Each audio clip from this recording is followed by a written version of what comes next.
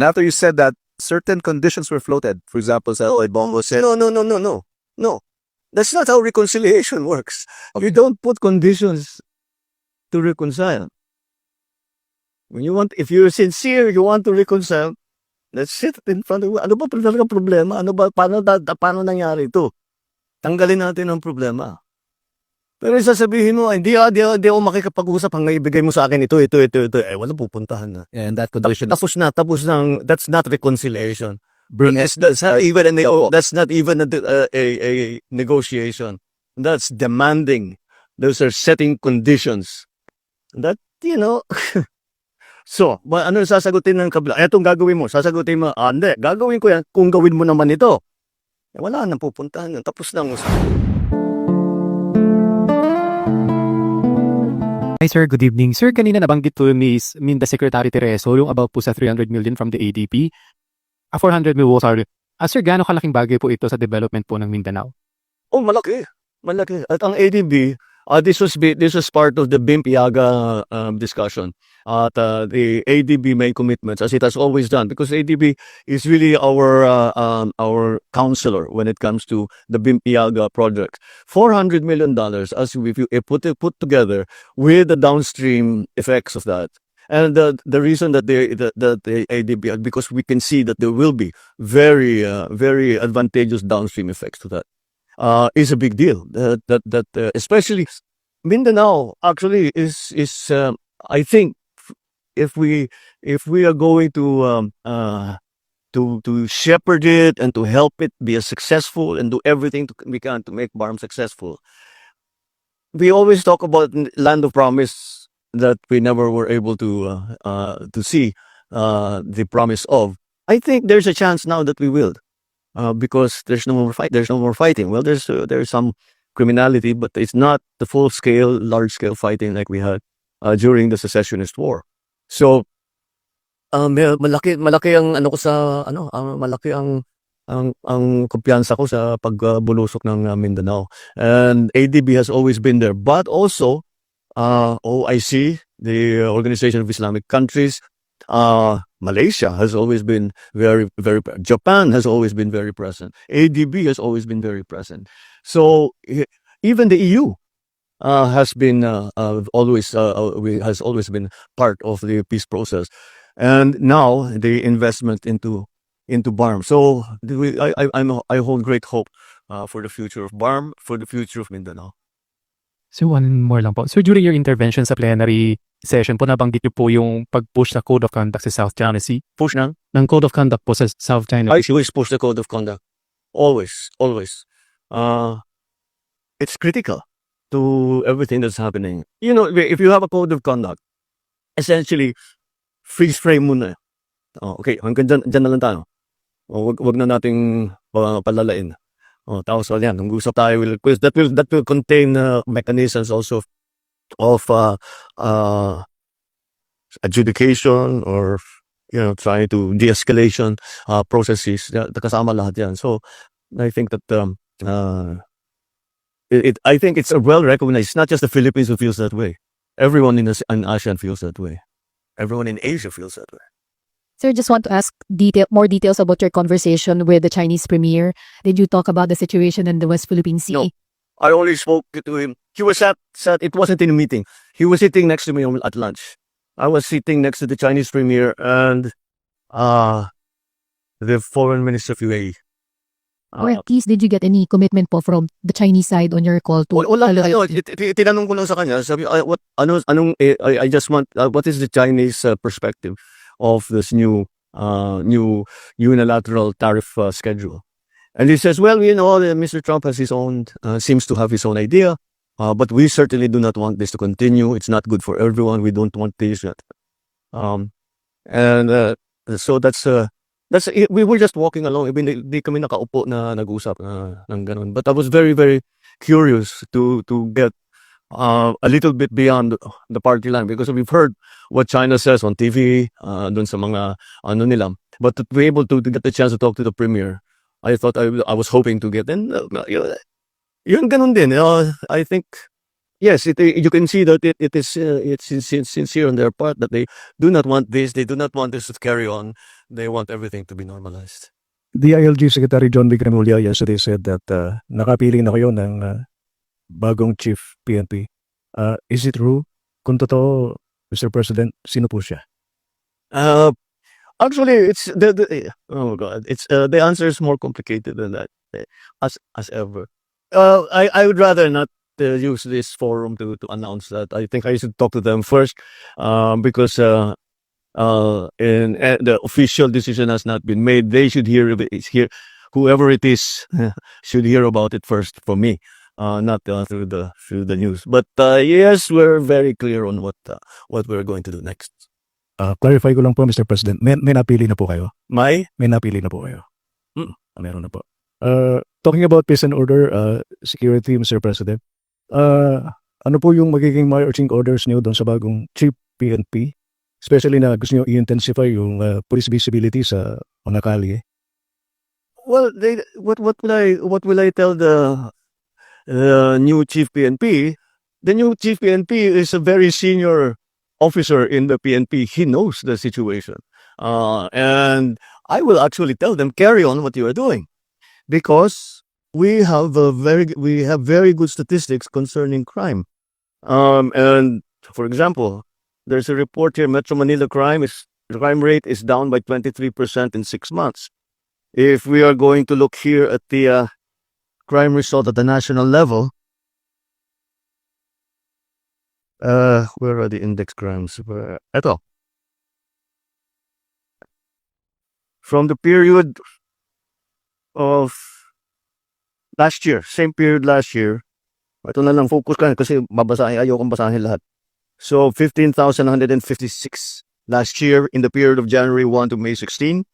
And the period from January 1 to May 16 of 2025, it went down from 15,156 to 11,493. That minus lahat, when you make that comparison of January 1st to May 16 of last year to this year, everything, murder, homicide, physical injury, robbery, theft, rape, carnapping, all went down. So they must be doing something right. Now, what we have been talking about is making policemen more visible. This is to make people feel safer. I perfectly understand that. That basta, kahit papaano, may police dyan. May umiikot dito na police. Konting sigaw lang, tatakbo na yan. That's important. It's important to people.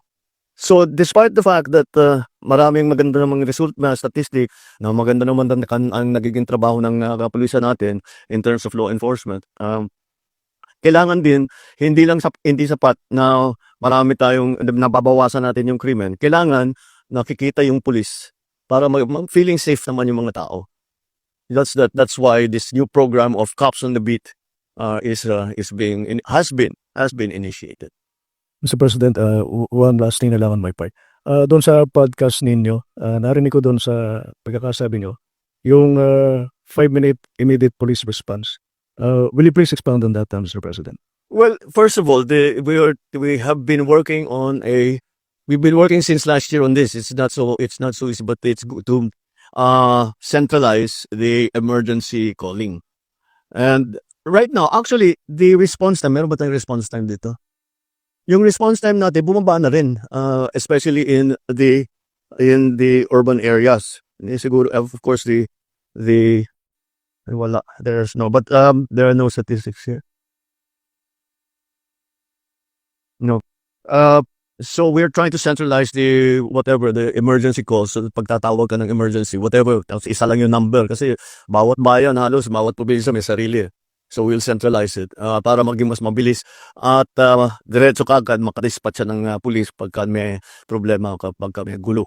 So we're hoping that at least in the urban areas, that we're hoping 5 minutes. That's the aspiration. Once again, I hope. I think naman if we have the cops on the beat and they're in good direct communication with their dispatchador, then that will be the system that will be a good quick response. Pero kailangan mabuo ang system. One of the problems with the emergency call system is the statistic that about 70% are prank calls. So that's why we have to see how we can minimize that. Good evening, sir. Ay, Last Friday, Executive Secretary Bersamin announced that he did not accept his resignation and that the economic managers were retained, and there were other movements that were announced. The Executive Secretary also said that there would be new announcements on movements by tomorrow. Would you like to share with us? not yet, not yet. I'll share with you one thing. That there, well, as we were doing the performance review, and when we see shortfalls in performance, I don't leave it at that. I look and ask, why is that the case? And that is why we asked all the heads of agencies to also submit their courtesy resignations, because we have to look at deeper, not just look at the secretary. The secretaries, I think, to well, all of them. Some have to be moved around. Some have chosen to leave, or no longer think they can contribute. But in any case, we are looking at the problem deeply. You know, siguro by now, you know, I don't do things on optics. If there is a problem, I'd like to fix it. So that's what we are doing. So expect us to be doing a rigorous performance review, not only at the cabinet level, but even deeper. Related lang po dun sa sagot, sir, kung pwede lang po. Okay, sige. Alright. Sir, you already mentioned that you don't do things for optics. That was the criticism of some of your detractors who are allied with the former President Duterte. And they also said that the courtesy resignations are not necessary and that they want you instead to resign. How do you want to respond to that? Or if you I will resign. yeah, that's what they want. Ba't ko gagawin yun? At wala sa ugali ko yung tinatakbuhan ng problema. Magandang gabi po, Mr. President. Sir, you mentioned during your podcast na sawa na yung mga tao sa politika, and yet next week magsisimula na po yung impeachment trial against Vice President Sara Duterte. I'm How not sure I see the train of thought there. Sawa ang tao ng politika pero may impeachment. Yes, sir, because it's a political proceeding. So do you see this as the start of another political chaos? The legislators, the senators, and the House are going to decide on how to handle it. I don't think that they've made any decisions yet in that regard. So let's let it's in there. It's there. Nasa kanila yan eh. Mostly for sa Senado, pero siyempre nandiyan pa rin ang House dahil sila mag-prosecute. So they will have to decide between the two houses how they were going to conduct this. You remind, I was part of the Corona impeachment. We were making rules as we went along, and I think that's what will happen here too. So we'll see what happens. Sir, I understand malinaw naman po yung pahayag nyo that you have nothing to do with the impeachment trial. But do you wish na sana hindi na lang itong mangyari so as hindi na lang... How many times do you have to say that? I didn't want impeachment. Lahat ng kakampi ko sa Kongreso hindi nag-file ng impeachment complaint. Yung mga nag-file ng impeachment complaint, hindi mo masasabing kaya kong utusan o pagsabihan na ito yung gagawin mo. So, why do I have to keep explaining that I did not want impeachment? Mr. President, again, this is in reference to your interview in the podcast where you said that you're open to reconciling with the Dutertes. And after you said that, certain conditions were floated. For example, Bongo said, No. That's not how reconciliation works. Okay. You don't put conditions to reconcile. If you're sincere, you want to reconcile, let's sit in front of you. Ano ba talaga problema? Paano nangyari ito? Tanggalin natin ang problema. Pero sasabihin mo, hindi ako makikipag-usap hanggang ibigay mo sa akin ito. Walang pupuntahan na. and that condition is Tapos na. That's not reconciliation. That's not even a negotiation. That's demanding. Those are setting conditions. That, So, ano sasagutin ng kabila? Etong gagawin mo. Sasagutin mo, hindi, gagawin ko yan kung gawin mo naman ito. Wala na pupuntahan. Tapos na ang usapan. So, how far are you willing to go, Mr. President, to pursue this reconciliation? Put it this way. I don't know what will come up. What's needed? Kaya ko bang gawin? Hindi ko kayang gawin. Hindi naman ganun. You cannot prejudge at I'm going to talk to them only this much. Hindi. Kailangan sinasabi ko nga bukas ka eh. Kahit anong sabihin mo, pakikinggan ko. Kung talagang tapat ako na nais kong mag-reconcile, di sa isipin ko lang, lahat ng hiningi mo, lahat ng hinanakit mo, kung kaya ko ayusin, di ayusin ko para tapos na to. Ayoko nga ng kaaway. Good evening po, Mr. President. Ini-update po doon sa effort ho ng pamahalaan na may abot ho sa lahat ng mga Pilipino yung 20 pesos kada kilong bigas at kamusta ho yung pagtanggap dito ng mga Pilipino, ng mga mamamayan po? Well, so hindi naman nakakagulat na siyempre tuwan-tuwa yung mga qualified na tumanggap kaya tinutuloy-tuloy natin yan. Yung mga nagsasabi, hindi, ano lang yan, medyo, ano lang yan, pampapogi lang yan, pang cosmetic lang yan. Well, they're fair to have that opinion, but kung it's unsustainable, it's really the what people are saying. Watch me sustain it. And then we'll talk in May of 2028. Oh, natuloy ba o hindi? Yeah. We found a way to do it. We could not do it before. Hindi kaya kasi hindi pa kaya ng sistema. Iba pa yung presyo ng bigas noon. Hindi pa tayo kaya yung mga bilateral na ginagawa namin, we're making deals with different countries para yung presyo mapako na hindi pa bago-bago. Kahit anong mangyari down the road, nagawa na ngayon natin. Wala tayong ganun noon eh. Ngayon meron na. Kaya na natin gawin yung 20 pesos. And other things that DA is able to sell rice, the prices come down. But at the same time, on the other side, tinitiyak natin na ang pagbili, ang presyo na pagbili sa farmers, magandang presyo naman para naman yung farmers natin, magandang kanilang hanap buhay. And the difference there, that's what the government is paying for. Sir, according to the latest Pulse Asia survey, your trust rating is significantly lower than that of Vice President Sara Duterte and former President Duterte. And the previous surveys also showed a pattern of decline in your ratings. Can we get Wait, what survey? Pulse Asia, sir. Pulse? Yes. Can we get your comment on that? Madami pag survey, just don't base it on one. Sir, follow up lang. How do you plan to arrest yung decline in your surveys? Well, again, let's look at other surveys before we act. Know your source. That's always a imperfect information makes you make imperfect decisions. The more perfect your information, the more perfect your decision will be.